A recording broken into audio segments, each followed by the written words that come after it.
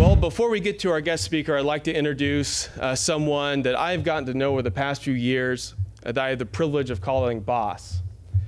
If you look back over the Reagan presidency, you'll find that the American dream was just as much of a topic then as it is today. Amen. And what you'll find is President Reagan often talked about where he felt a lot of Americans went off track. He realized that some people mistakenly concluded that the American dream meant some sort of false guarantee from an ever-expanding government. But instead, Reagan defined the American dream as something completely different. He defined it as the right of each individual to fly as high as their strength and ability could take them.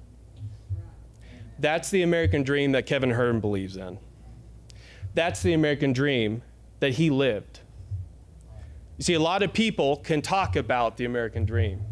They can talk about business. They can talk about policy. Kevin Hern lived it. And he's taken his experience over 3 decades of business in manufacturing, in warehouses, and in boardrooms at the highest echelons of industry. He's taken that experience to Washington, not because he needed a job, but because he wanted to serve. And he wanted to ensure that that American dream, the opportunities that provided him to build his own dream, would be there for you, and be there for your children, and be there for their children and generations to come. And if I can sum up his first term in Congress, it'd be a very simple statement. Promises made, promises kept.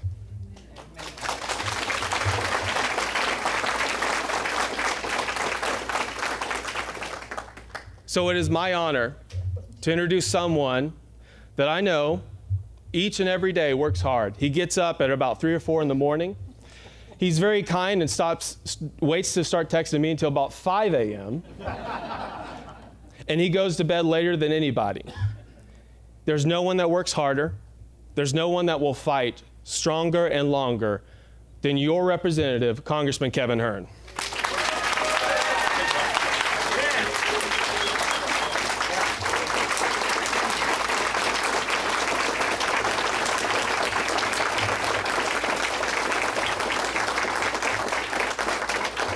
Thank you all. And after that introduction, any questions? Any questions? No, it's really good, and we got a lot of great folks working today. I really appreciate everyone being here today. And I think this was the second move we had as the RSVPs kept coming in. It's been awesome to see the turnout. It is very hot. So really thank you being here. It takes, as we know when we run these campaigns, it takes a tremendous amount of volunteers to make these things happen. And it's about the loyalty and the grow, and it's about earning your respect. I always tell people in business that you can't get respect just because you've done something. You have to earn it every single day. I jokingly say you can't buy it on aisle 6 at Walmart. And so, I hope to earn your respect every single day. And as we continue to bring people in, that's what really matters to me. That's what I've been my whole life about, is earning your respect. I've said this on a number of occasions lately. I've jokingly said that, it's about, friends and family, but it's all about, that's how serious it really is. Because in business, I've seen a lot of people try to do it on their own and fail and wonder what happened. And I will tell you, I really saw, as actually from a McDonald's leader, back when McDonald's was really struggling, as a franchisee out of Los Angeles, and he made this statement, and it was about an African proverb that I've looked up and read about. And it says, if you want to go fast, you go alone. But if you want to go far, you go together. And we want to go far. We want to go far. And so I really appreciate the team. I know you all are here because you care so much about this country. I was telling the congressman earlier, this is a place in America where we care about this country. We care about the first, second, third, fourth. We care about all the amendments. We care about the Constitution tremendously. We care about what's going on in this country, where you have this fight that's going on in Washington, D.C., that now I see firsthand.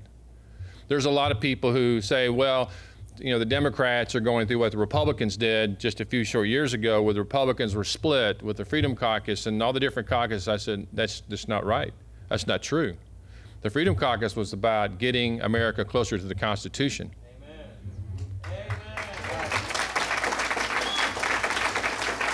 trying to remind us all every single day that this country only exists because of the boundaries set forth in the Constitution. The Democrats today are split on whether we're going to still be America as we know it or whether we're going to be places like Venezuela, be Russia eventually. We're on a pathway to socialism. Look at all the Democrat presidential candidates. They're all about socialism. You only have to go back just a few years ago to read Karl Marx's Communist Manifesto to know that socialism is an interim step between capitalism and communism. So we've got work to do to make sure this does not happen. We have got to re-elect our president next year to make sure this doesn't happen.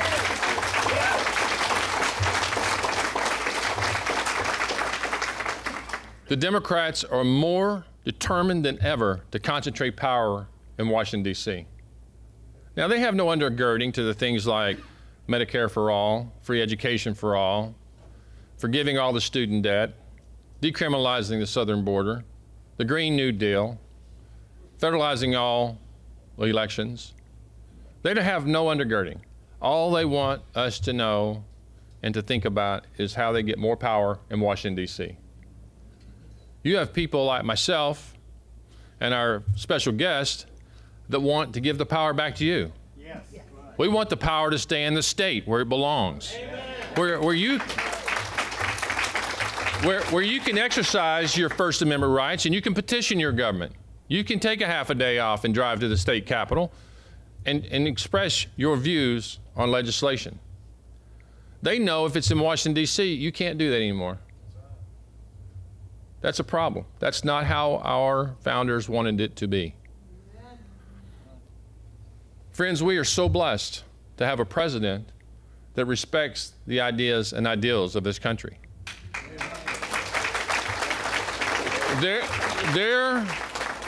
For a person that most believe didn't care about religion, he will have done more for religious freedoms when he leaves office than all the presidents combined.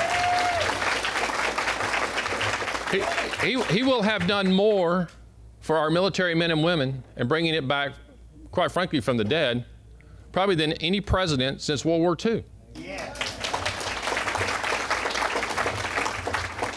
This president will most likely, by the end of his second term, yes, I said second term,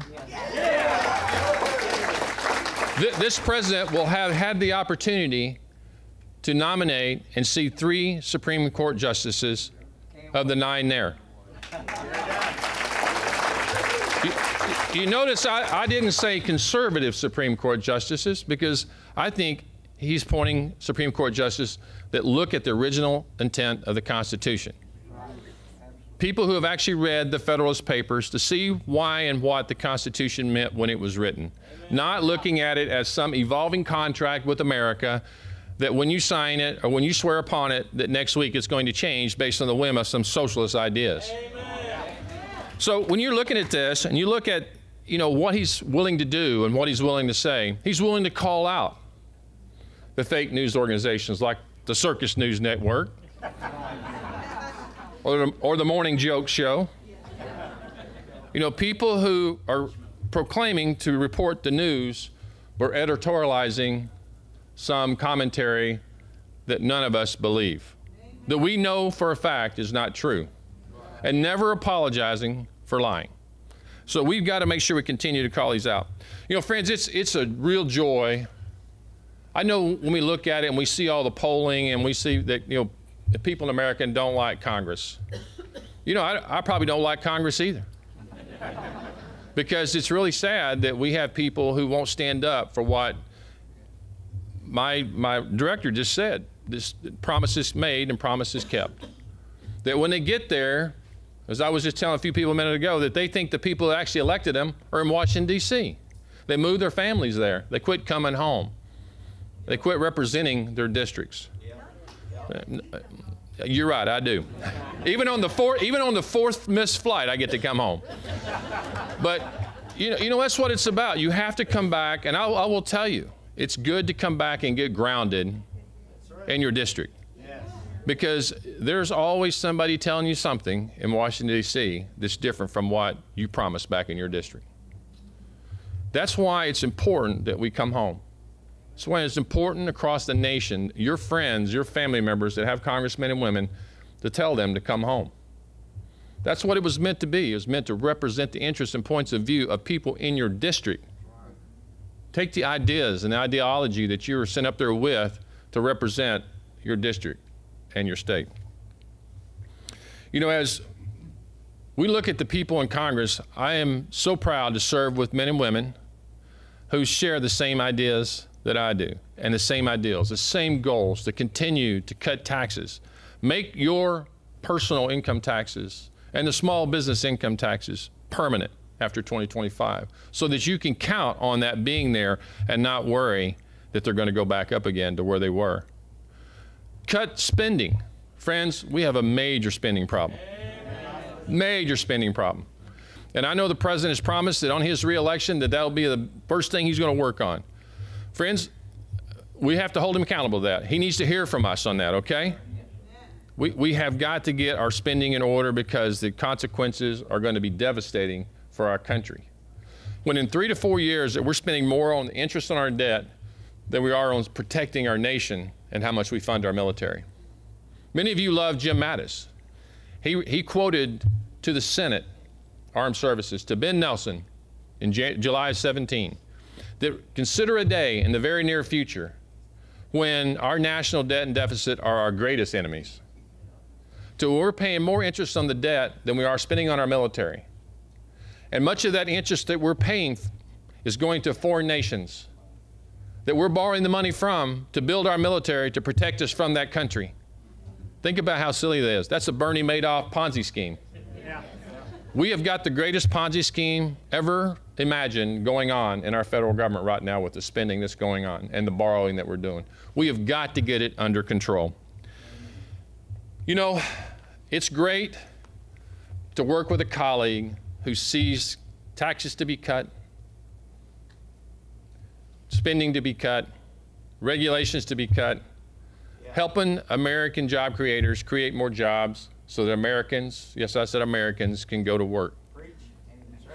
You know, we have an immigration problem that is a very simple fix, but we can't seem to get it done. It's great to work with colleagues that want to get that done. Rebuild our military, protect our great nation from places like Iran and China and Russia. A colleague that helped lead the fight on the $30 million Mueller investigation. Friends, I want to first thank his wife, Polly, for allowing him to come down here. I said allow. I mean, at the end of the day, all you guys, you know that your wife allows you to do most everything you do. I don't care what your political office is, your wife's still in charge. But I want to thank Polly Jordan for allowing Jim to come down here and see us today and kick off our 2020 campaign. Friends, give a great Oklahoma welcome to our friend Jim Jordan. Thank you. I'm liking this place already. I think I've already heard like 4 amens and a couple hallelujahs. This is it's a great. And Kevin's right about the your wives. You know, it reminded me of the old the old Southern pastor. He was talking about. He says, I listen to my wife and the Lord, and in that order. So it is good to be with. I used to hate coming to Oklahoma. I got to tell you, it's great. I know you got a great state, but I used to hate it way back in college because my background is the sport of wrestling. I'm from Ohio, but I wrestled at the University of Wisconsin. We'd come on that road trip, and we'd wrestle OU on Friday night and then go and wrestle over to Stillwater and wrestle OSU Saturday. I hated that trip, man. You always had, yeah.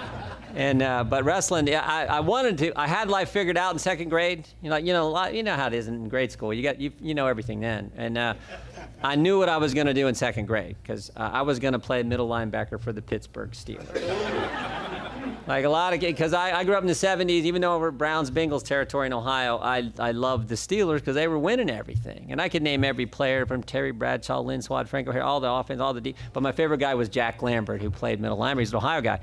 But, as you can see, I'm 5'7.5" on a good day. So, I had to wrestle. But it is good to be down here with you. In Kevin's remarks, he talked about earning respect.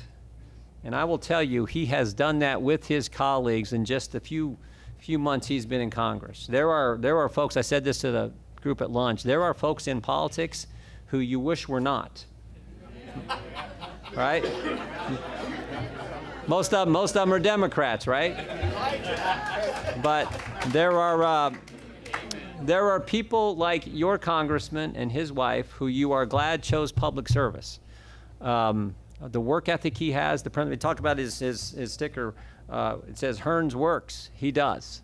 And the principles that he brings to work every single day on your behalf, the folks he gets the privilege of serving is exactly what we need in our great nation, particularly at this moment. So I came here to do three things. Thank you for sending him to Washington. He is the kind of guy you want, as I said, in Congress, fighting the good fight. I came here to thank you for supporting the President of the United States. He is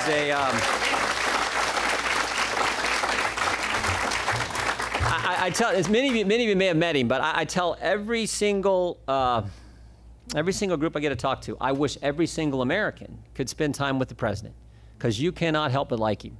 He's got an energy, a charisma about him. You can tell he loves, we got law enforcement here, he loves our law enforcement. He appreciates what you guys do. And our military, yeah, you can clap for these guys. Our military and veterans and just regular hardworking people who make the country special, who believe in the things that set us apart and make us the greatest nation in history. So thank you for supporting the President. And then finally, thank you for getting in the game. You know, I learned a long time ago, good things in life don't just happen. I mean, it's just the way it works. It's the way the good Lord made it. You want to accomplish anything of meaning, anything of significance, anything that has lasting value, lasting impact, it takes work, it takes effort, it takes sacrifice. Most importantly, it takes a willingness to get off the sideline and get in the game and assume the risk that comes with trying to do something worthwhile. That's just the way it works. You get in the game in politics in today's world, holy cow, you're going to be attacked, particularly by the press. I tell Kevin and some of the other conservatives in Washington, I said, if the press isn't saying something bad about you, you ain't doing anything any good, right? That's just the way it works. You're fighting for the things that matter. The mainstream press is going to come after you. It's just unfortunately the way life is today with the mainstream press. I love what Cal Thomas said. I've been using this quote forever because he just said it well. He was talking about the way normal people, like here in Tulsa, Oklahoma area, look at things, and the way the elite national media, the New York Times, the Washington Post, the way they view things. And Cal Thomas had a great line. He says, I get up every morning, I read my Bible and the New York Times so I can see what each side's up to. There's a lot of truth to that. So thank you for getting in the game and helping your congressman, but helping your country. Helping your country, because you believe in those freedom and faith and family and community and those fundamental things that make us special. And understand this too. Look, I'm going to talk about the attacks on freedom right now. They're serious. They're coming from all kinds of places in our government, and some of them, frankly, out of government. We'll talk about that a little bit too. And then Kevin, I'll be happy to take your questions. But always start from this premise. Always start from here. It's still the best place going. It is the greatest country ever, and through the sport of wrestling, I had the opportunity in 1987 to travel to what was still then the Soviet Union. Been to Cuba twice, was there in Cuba in 88 and 90. And I tell folks, you go to places like that, you thank the good Lord you live here. I was joking. I said I was in Moscow in February. Moscow in February, it's like 400 below zero, man. It was, and the food was terrible, the housing was terrible, and Cuba's a warm Soviet Union. It's Gilligan's Island with terrible food, and you know, I was there in 88, 1988. They were driving 59 Chevys. 1990 in Cuba, they were driving 59 Chevys. My guess is in 2019 in Cuba, they're driving 59 Chevys. Yeah, and that's what happens. And again, remember this: it is not about the people.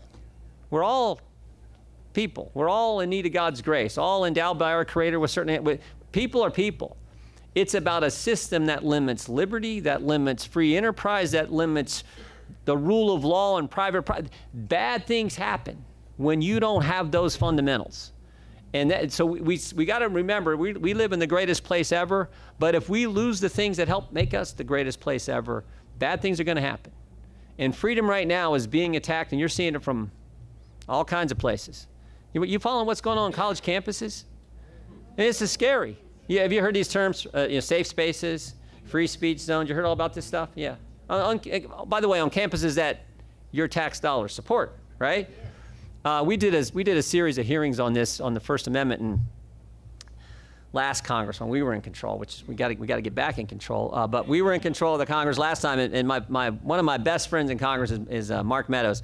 Mark had the privilege of chairing one subcommittee. I chaired another. And we did these joint hearings on the First Amendment and attacks on the First Amendment. The first one was we talked about the Johnson Amendment, which is this idea that pastors can't actually preach everything they want to because they might jeopardize their tax-exempt status. And that is a direct attack on the First Amendment, on your free speech rights. The second hearing we had Ben Shapiro and Adam Carolla come in. You got nothing better to do. Watch out. And it was funny. Carolla was hilarious. And they kind of taught, and they did it and Carolla did it in a humorous way, but he was also serious. And Shapiro was he's just always good. Talking about things on college campuses and other attacks on our First Amendment rights. Third hearing we had actually some professors come in. And we were talking about safe space. They have this thing now called bias response teams. You ever heard this term? Bias response teams? That's a fancy way of saying a bunch of tattletales run around campus, and if they catch someone saying something politically incorrect, you can get in trouble. It might go on your record. You might even have to take like some sensitivity class. I was kidding with someone the other day, and I said, I'm old enough to remember. I thought you went to college to say politically incorrect. That's why one of the reasons you went. So we had this hearing, and I waited a while till I asked questions, and later in the hearing, I said to the one witness, I said, on a college campus, can a safe space and a free speech zone be at the same location? And he kind of chuckled, and the audience laughed a little bit, and he's like, I said, or is it like one of those diagrams where there's a little bit of overlap? So you could have 1 foot in a safe space, 1 foot in a free speech zone, but there's a little bit of real estate in between that's safe and free, right? I mean, this is the absurdity the left wants to take us to. And then I said to this other professor, I said, Professor, on a college campus, in a safe space, could I say this sentence, Donald Trump is president? And he paused and he looked at me and he says, well, Congressman, it depends. Now think about that. So I interrupted him, which I'll do sometimes if I think the witness is saying something ridiculous. And so I go, I said, it's a fact. There's no it depends about it. Amen. Right? He was elected on November 8th, 2016. He won the Electoral College. He lives at 1600 Pennsylvania Avenue. He is, in fact, the President of the United States, even if the left doesn't want to admit it. Amen. And even if the left wants to say there's certain places where you can't say it, it doesn't change the truth. So I mean, we're seeing, think about the attacks on freedom coming from a new sector now. Typically, the ones we got to be most concerned about come from government or quasi-government like colleges and university. But what if it comes from the big tech community, right? We're seeing this. Google. We were at lunch and I asked, how many searches a day happen on Google? Anyone know? A lot, yeah. 5 billion, over 5 billion a day.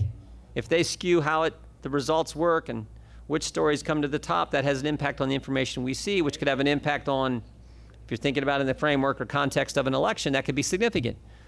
We had Kevin and I, one of our colleagues, Matt Gates from Florida, last July, Matt called me up. I answered the phone, and all he says is, Jim, Twitter is shadow banning us. And my response was, what's shadow banning? I'm old. I'm not young like Matt. But they were shadow banning, making it a little more difficult for folks to access our post on or our tweets on Twitter. I talked to our staff that, yeah, this is happening. Turns out only 4 members of Congress were being shadow banned. So you got 435 members of the House, you got 100 in the Senate, 535, 4. Just 4. Gates, Meadows, Nunes, Jordan. Interesting 4, right? And of course, Jack Dorsey, the CEO of Twitter, says, well, this was not intentional. This just all true. He said this was a, they sent a letter to Congress too. They said this was a glitch in our algorithm. So I'm doing an interview, and it comes up, and I said, you know, Twitter said it was a glitch in their algorithm. I said, what'd they put in the algorithm? The names Gates, Meadows, Nunes, Jordan. I mean, so we're seeing it from big tech. We're seeing it on colleges and the other thing about the left today, the left today is so almost vicious. I mean, the things they're saying about the president in light of these tragedies that happen. Yeah, and by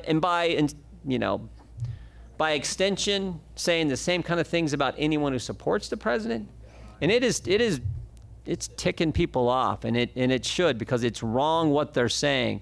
But you remember last summer too when Maxine Waters did one of her rants. Remember, she's out in California in her district, and she said, yeah. But she says, you know, she's saying harass people who support the president. If they're a cabinet member or whomever. So she does it, but you know, you see him at the restaurant, you get in their face and blah, blah, blah. Well, literally 2 days later, Polly and I, we're going to the theater in DC. We've never been there before. First time we ever went. And we're inside, big crowd of people. We're walking up this ramp, and I don't know what I'm doing. I'm just, you know, country boy from Ohio. I got our tickets out. And I'm literally looking for the person in the red coat, right? Who's going to tell me, oh, there you go through that door, you sit in that aisle. And we're just walking along, all these people. And all of a sudden I hear this voice behind me a little bit, some lady's voice, and she says, Jim Jordan. And just the way she yelled it, I was like, oh no, we're getting the treatment, I thought. And so, you know, you don't want to, I kind of did the glance, and now I'm really kind of starting to look more for the person in the red coat who's going to, and then this lady just starts amping it up. And she says, Jim Jordan, evil, shame. She starts putting her hands up, making a big scene. And it's like, where is the person who's going to, and it gets so bad. Finally, Polly, he's like 5'3", and she's tougher than me, I guess. She turned around to this lady and goes, please stop. Because, I mean, it was embarrassing. And the lady goes, I can't believe you're married to this man. I told Polly later, you should have said, I can't believe it either. You believe this guy? You believe this guy could have done a lot better than some Joe Bag of Donuts congressman, you know? But think about that. We would never do that to the left. We would never treat fellow citizens, fellow human beings that. We would never do that. But yet, that's what we're up against today. So when I say thank you for getting in the game, thank you.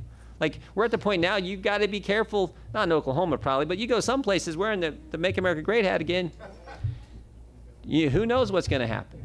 And of course, finally, the last and the most important is the attacks on liberty we're seeing from the government, from the federal government. And 10 years ago, it started, and because I'm the committees I'm on the Oversight Committee, the Judiciary Committee, we're always in the middle of these fights and always in the middle of these investigations. And 10 years ago, it started, and we learned about it in 2013. Started to learn about it earlier. But I thought that was the worst thing I'd ever seen. When Lois Lerner and the folks at the IRS systematically, for a sustained period of time, went after folks just like all of you. Amen. All over this country. I mean, you think about this. You think about your First Amendment liberties, right to practice your faith the way you think the good Lord wants you to, right to assemble, right to petition your government, freedom of the press. But what's your most fundamental liberty under the First Amendment? Your right to do what? Speak. And when the founders were thinking about your First Amendment rights and your free speech rights, what kind of speech were they most concerned about? Political speech. Your right to speak in a political fashion, a political nature, and not be harassed by your government for doing so. Amen. And yet the IRS, an agency that has a little bit of impact on our lives, right? Systematically targeted people for doing that very thing. And I said this was the worst thing I'd ever seen in my time in government until 2.5 years ago, when we started to investigate what the FBI tried to do to a presidential campaign. And you stop and think about some of the things we've learned in the last couple of years, that with each day get more and more confirmed by data that come. We saw the Bruce Orr, if you're following this story, the Bruce Orr 302s that came out on Thursday. I sort of knew most of what was going to be in there because we had deposed Bruce Orr, but it just further confirms what we've suspected and sort of the evidence we've already seen. But think about in 2016, the FBI spies on 2 American citizens associated with the presidential campaign. That probably hadn't happened much before. And if it ever does happen or did happen, there better be the proper predicate for going to get a warrant like they did with Carter Page. Amen. Better be done. Not like they did with Page, frankly. But they spied on Carter Page and George Papadopoulos associated with the Trump campaign. They were out to get President Trump, in my judgment. That's where the evidence seems to be pointing. When have you ever seen this fact? Think about the FBI. Tell me any agency you've ever seen where this has happened. Director Comey fired. Deputy Director Andy McCabe lied 3 times under oath according to the Inspector General. Andy McCabe, demoted then fired. Jim Baker, Chief Counsel at the FBI, demoted then left. Lisa Page, FBI Counsel, demoted then left. Peter Strzok, Deputy Head of Counterintelligence, demoted then fired. Peter Strzok, oh, by the way, who ran both investigations, probably the 2 most important investigations in our lifetime, the Clinton email investigation and the Trump-Russia investigation. When have you ever seen that happen? 5 of the top people who run the biggest investigations probably in our lifetime either demoted, left, or fired. I've never seen it happen. And so when Bill Barr says he wants to get to the bottom of this is important. The left wants to dismiss it, but the reason you have to find all the truth and get that information to the American people is so that it doesn't happen again.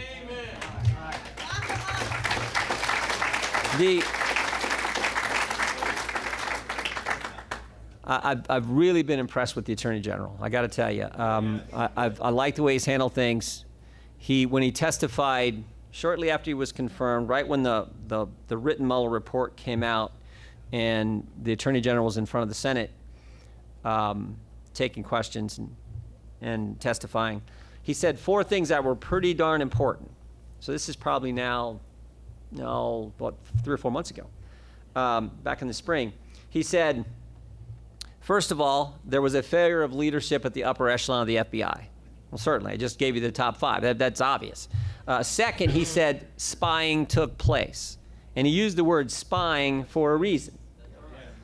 Third, he said there was a basis for his concern about the spying that happened.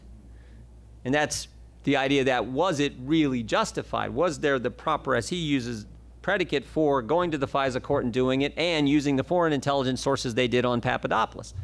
And then finally, the most, I think, telling and maybe the most important thing he said was he used 2 terms, political surveillance and unauthorized surveillance, terms that you're not supposed to happen in this country.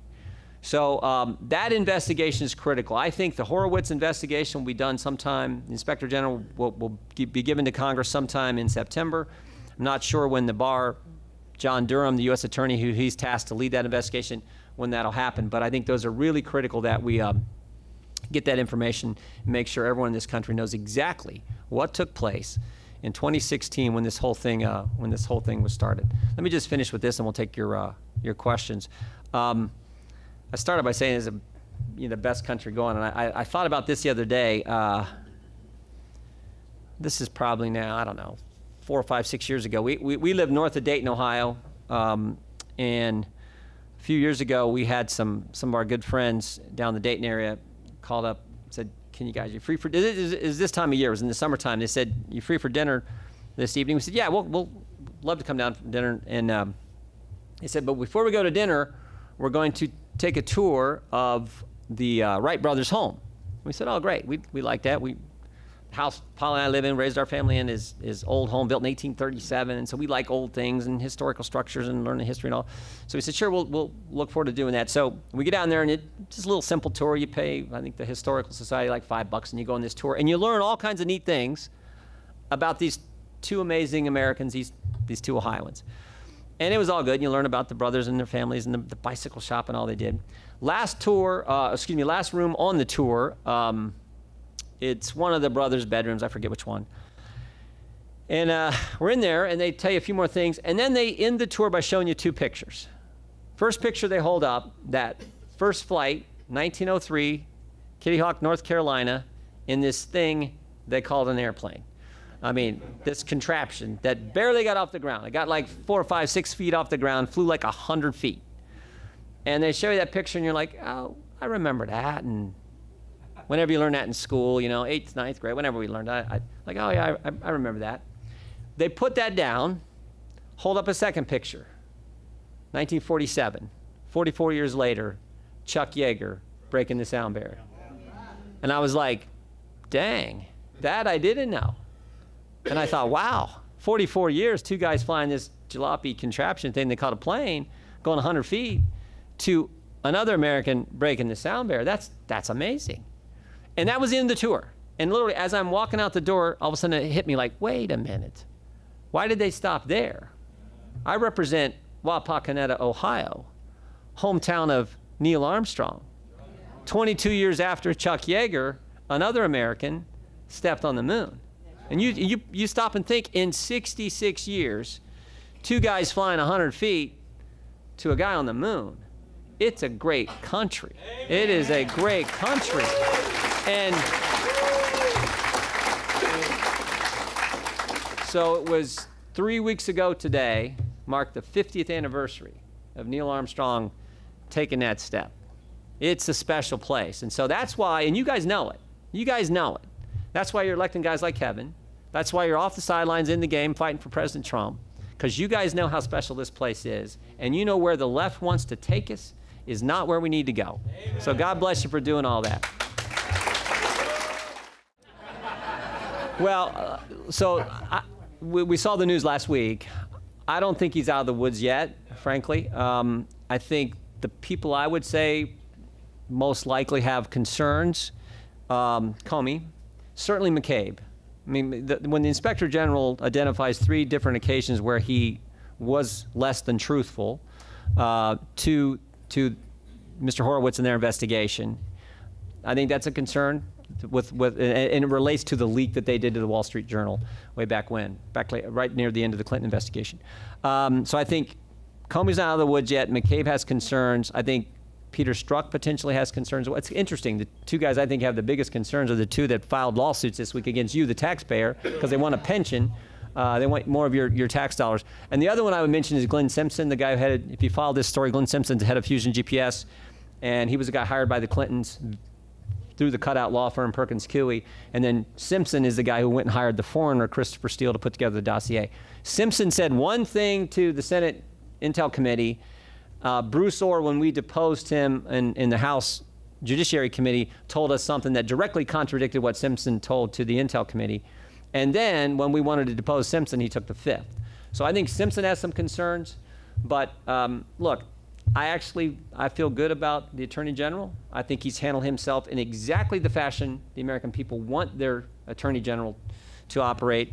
And I'm confident he's going to get to the bottom of it. But I think those would be the 4 I would say probably are most likely. Sliding that stuff. Amen.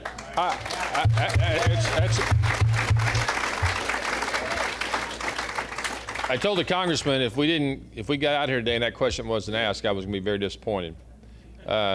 We've talked. We're not voting for something like that. I know that the president has put a placeholder out there talking about it. And I'll let Jim close us out on this, but. Like many of you all, I grew up about 130 miles. You didn't grow up over there, but like many of you all that grew up in places like that, took guns to school every day. And those guns never came off a gun rack. The same, if I had that gun sitting with me today, it's never killed a person. Right. It's the person behind the gun. And I will challenge you this. I'll challenge you to read this. This will be your homework for me today, then we'll let the congressman finish up here. Read the Federalist article that came out today. Has anybody read it yet today? Anybody? It just came out today. You should read it because it is truly, it will be an unpopular answer, not for anybody in this room, but for the people who want to take away our guns, it will be a very unpopular, oh, there you go with God again, answer. But the whole article is so well written. It's about, if you look at the failure of the home to respect God, to respect family values, and ultimately respect the need for community. If you look at that track and you look at mass violence in America and the hate in America, it follows that. That's the only thing that it mirrors. It doesn't mirror radical games, violent games. It doesn't mirror Facebook or social media of any kind. It mirrors the fact that in 1993, I believe it was, we had 70% of Americans going to church, and now it's 50%. It just goes right down the line. It talks about real numbers, real statistics, talking about each one of those areas: God, family, the divorce rate, It talks about the community. What it does talk about is social media has allowed people to be isolated and create their own communities. And so you find people that you can wallow in your hate with and create your tipping point, if you will. So it's a great article. I would challenge you to go read it, because I think it is the answer. It's not a swift response like enacting some law, but I will tell you, the red flag law, I mean, all of us pretty much, I don't know of anybody that voted for H.R. 8. I know there were a few Republicans. It did pass the House because the Democrats in charge. Senator McConnell said he's going to bring that up when we get back. I got to believe there's going to be some significant pushback on that in the Senate side. But with that, that's my response. And Jim? I'm with Kevin. I can't add to it. Can't say it any better. They make me very nervous, this whole red flag approach, and so we'll be opposing that. And the problem is deeper. I see Mr. Bailey walked in here. He wrestled back when I did back at Okie State, and I was thinking about moms and dads making sacrifices for their kids. And then they in turn become parents, and they do the same thing for their kids, and that's what makes America this special place in so many ways. And I get asked, I used to work at my brother's wrestling camps. Maybe I'll finish with this. And sometime in the middle, during the week of the camp, a kid would walk up to you and say, Coach, what was the biggest win of your career? And like I said, I've been fortunate. I wrestled in the Soviet Union. I've been in Cuba. I wrestled all over the place. But without a doubt, the biggest win for me came way back when I was a 15-year-old kid, freshman in high school, and was able to win the state tournament. And I tell people I won mostly because of my dad. When I really stop and think about it, I won because I was kind of ignorant. I didn't know that freshmen weren't supposed to be state champs. I didn't know that kids from Southwest Ohio weren't supposed to beat those guys from Cleveland and Akron and Canton, where wrestling was big. I didn't know that some country boy from Graham High School wasn't supposed to win. All I knew is what my dad told me. And he said, if you set goals and you work hard, good things can happen. And I was dumb enough to believe him. But the point is, he was there to do what moms and dads do. Kick you in the rear when you needed it, help you when you needed it, help point you in the right direction, set goals, keep you out of trouble. That's the key. And when we get away from that and we have policies that don't reinforce that key institution, you always remember, first institution the good Lord put together wasn't the church, wasn't the state, it was moms, dads, and kids. And so Kevin is exactly right. His answer is the best answer you can get why these things aren't the right way to go. And what the right answer is a little harder, but it will serve us better if we stay focused on it. So thank you again for helping this guy in Congress.